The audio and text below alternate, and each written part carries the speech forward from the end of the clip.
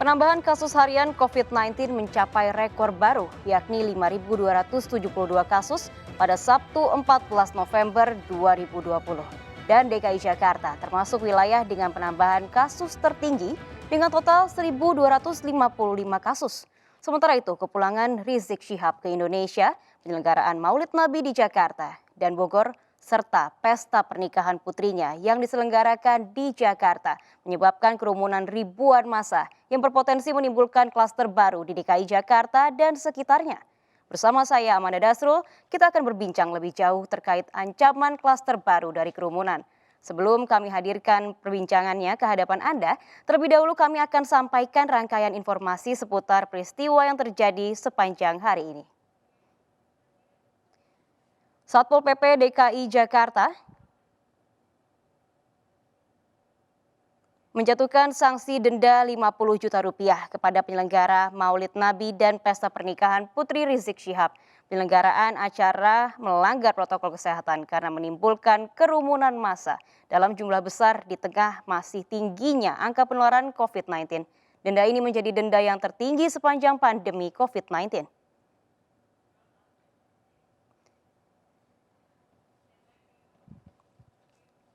Sanksi denda 50 juta rupiah dijatuhkan Satpol PP DKI Jakarta kepada penyelenggaraan acara Maulid Nabi dan pernikahan Putri Imam Besar FPI Rizik Syihab. Teguran dan denda disampaikan Kasatpol PP DKI Jakarta Arifin saat menyambangi kediaman Rizik Syihab di Petamburan Tanah Abang, Jakarta Pusat, Minggu siang. Denda ini menjadi denda tertinggi yang dijatuhkan kepada pelanggar protokol kesehatan sepanjang pandemi COVID-19. Penyelenggaraan dianggap melanggar protokol kesehatan dengan nekat menyelenggarakan acara yang menghadirkan kerumunan ribuan massa. Panitia beralasan tidak bisa menyelenggarakan acara secara daring dan sudah memberikan imbauan kepada massa untuk tetap menerapkan protokol kesehatan jika ingin hadir. Sejumlah warga yang hadir kedapatan tidak memakai masker maupun memakai masker dengan tidak sebagaimana mestinya. Padahal Jakarta masih menerapkan PSBB transisi dan jumlah kasus harian yang masih tinggi.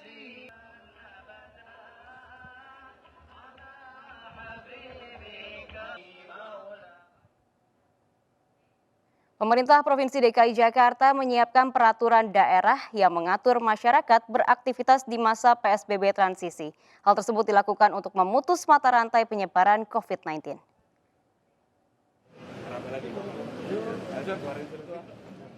Pemerintah Provinsi DKI Jakarta telah menyusun perda berkerumun bagi masyarakat ibu kota. Regulasi mengenai aturan berkerumun di masa PSBB transisi dibuat karena banyak warga Jakarta yang tidak mengindahkan protokol kesehatan seperti menjaga jarak aman. Nantinya dalam peraturan tersebut akan ada sanksi bagi warga ibu kota yang tetap nekat berkerumun tanpa memperhatikan protokol kesehatan. Sementara itu, masyarakat diimbau tetap mematuhi protokol kesehatan 3M, yaitu mencuci tangan, menjaga jarak, dan memakai masker.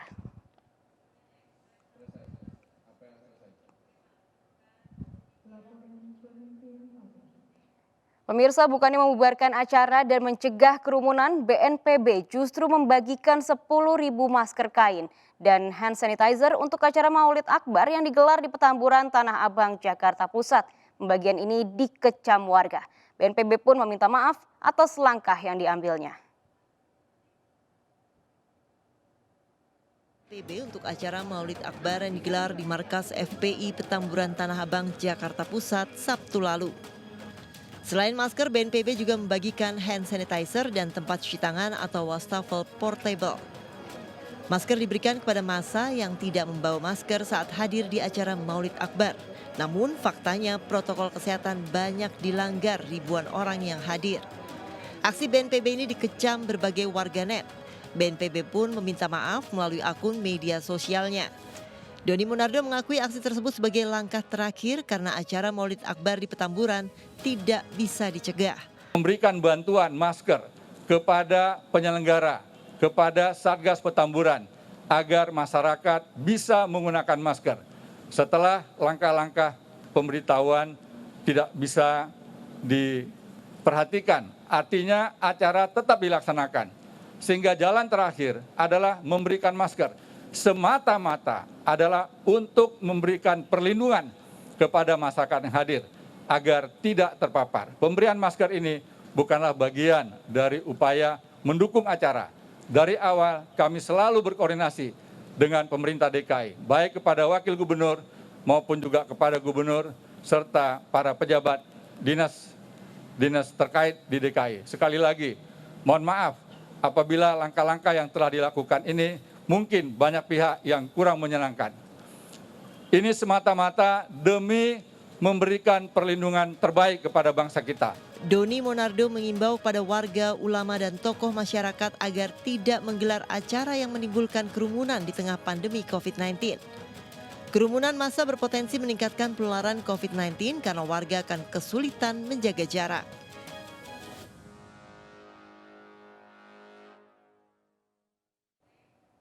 Pemirsa, tim riset uji klinis vaksin COVID-19 Fakultas Universitas Kedokteran Pajajaran Bandung terus melakukan evaluasi vaksin asal Sinovac Tiongkok.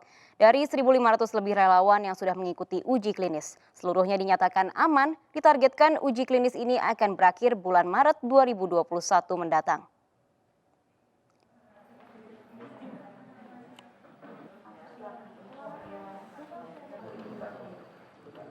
Uji klinis vaksin Sinovac terhadap 1.620 relawan di Kota Bandung kini tengah menunggu hasil evaluasi dan melihat efikasi vaksin.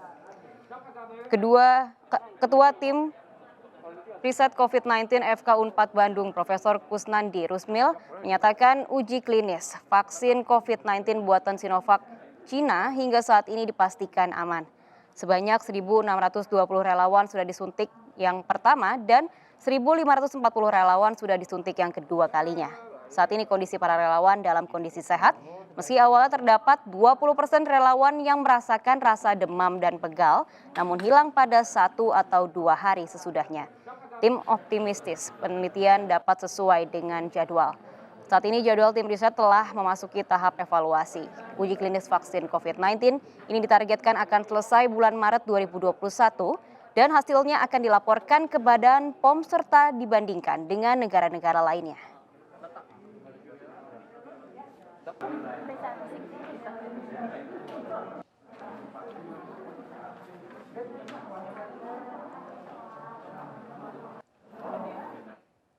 Sementara itu pemerintah melalui konferensi pers Menko Polhukam Mahfud MD menyesalkan kerumunan yang terjadi dalam Maulid Nabi dan pesta pernikahan Putri Rizik Syihab yang dilaksanakan pekan lalu.